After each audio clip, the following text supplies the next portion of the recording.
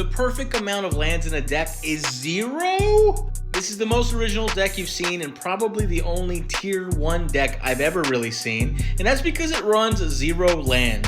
Yes, Rival Thought over on Reddit has posted his project. He's attempting to make a deck with no lands. Now you're going to see the usual suspects here, things like your Lotus Petal, Lotus Blooms, Elfish Spirit Guide, Simian Spirit Guide to chew out a little bit of mana. But the rest of this deck is all built on mana dorks to produce mana and cascade into casting each other once you're lucky enough to get at least 1 or 2 pips of mana. We're also going to be using Arcane Signets and Soul Rings to have a mana base without really having a mana base. The commander in question is going to be Raga Draga, but because we're going to be running so many mana dorks, being able to have them pay off by having more power, more toughness, and go occasionally to a +7/+7 when we do play our big mana playoffs is going to be really, really useful.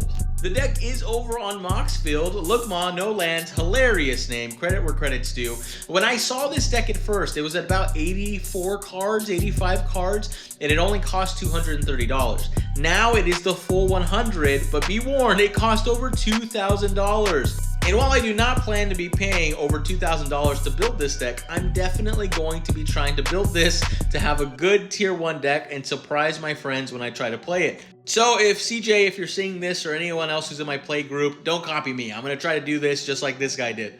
I think this is amazing. I think it's great. I think that this really is the only tier 1 deck, the true tier 1 deck that I've ever seen. What do you guys think? Is this even possible? Is it workable? We all know it's not going to be good, but is there anything like you've heard of like this for a tier 1 deck?